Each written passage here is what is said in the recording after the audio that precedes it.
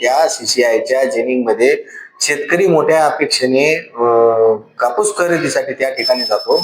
परंतु त्या ठिकाणी जे सीसीआयने नेमलेले जे काही ग्रेडर आहेत त्या ग्रेडरची अतिशय मनमानी मोठ्या प्रमाणात चालू आहे. मात्र त्याकडे कोणाचंही लक्ष नाही. कारण शेतकरी ज्या वेळेस कापूस घेऊन जातो त्यावेळेस त्या शेतकऱ्याला कवडी जास्त प्रमाणात असल्याचं कारण सांगून सरळ त्या शेतकऱ्याला ती गाडी बाहेर जेनिंगच्या घेऊन जाण्यास सांगितले जाते. म्हणजे अशी जी मनमानी आहे ती मनमानी शेतकऱ्याच्या संदर्भामध्ये जेनिंग मध्ये सध्या मोठ्या प्रमाणात चालू आहे. आणि विशेष म्हणजे जे स्लॉट पद्धत आहे, जेणेकरून ती स्लॉट पद्धत आहे ती शेतकऱ्याला कसल्याही प्रकारची कळत नाही. मात्र सीसीआयने या जे काही जाचकाठी ज्या काही दिलेल्या आहेत त्या जाचकाठीमुळे शेतकरी जे आहे ते शेतकरी मोठ्या प्रमाणात त्रस्त आहे.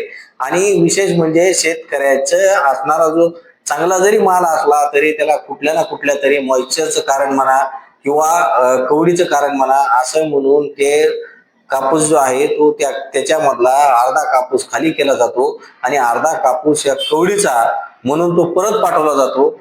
आणि अनेक वेळा तर त्याच्यात थोडीफार कवडी दिसली तरी तो शेतकऱ्याचा कापूस स्वीकारला जात नाही, सरळ त्याला परत पाठवलं जातं. म्हणजे अशा प्रकारची जी मनमानी आहे ती ग्रेडर त्या शेतकऱ्याला नाहक त्रास देत आहेत.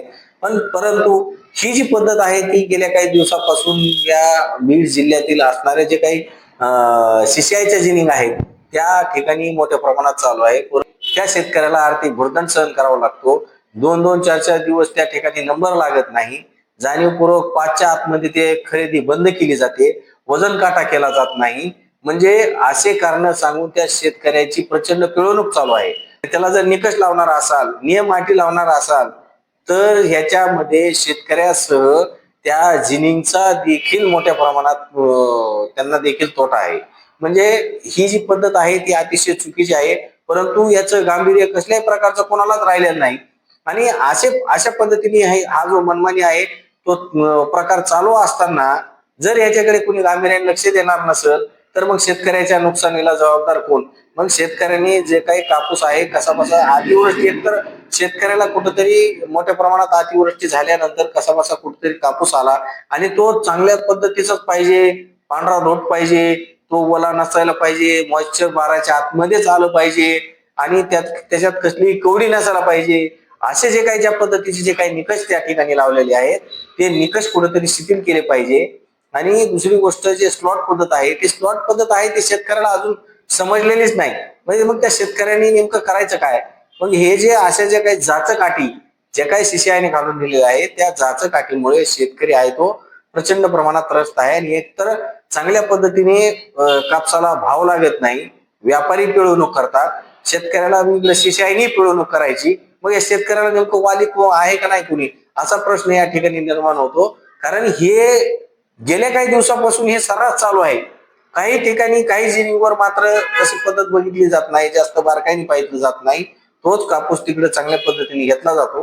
परंतु काही ठिकाणी मात्र ते घेतला जात नाही. म्हणजे ह्याच्यामध्ये जे आहे ते नुकसान त्या जिनिंगचं बी आहे आणि त्या शेतकऱ्याचं बी आहे.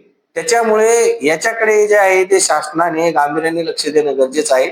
शेतकऱ्याला कुठेतरी थोडीफार सूट देणं गरजेचं आहे.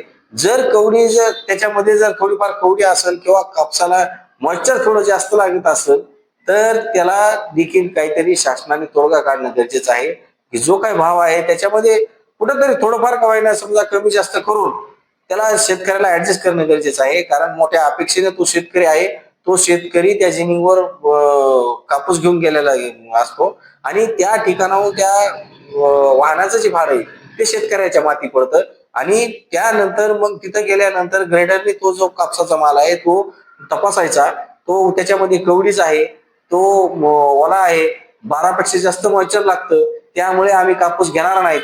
आणि घ्यायचा असेल तर याच्यातला जो काही चांगला कापूस आहे तोच आम्ही स्वीकारू, ज्यातली कवडी निघण ती आम्ही घेणार नाही. 12पेक्षा जास्त मॉइश्चर असेल ते सुद्धा आम्ही स्वीकारणार नाही. मग या पद्धतीचा आडेलतट्टूपणा हे जर सीसीआय कडून होणार असेल तर मग शेतकऱ्यांनी नेमकं करायचं काय?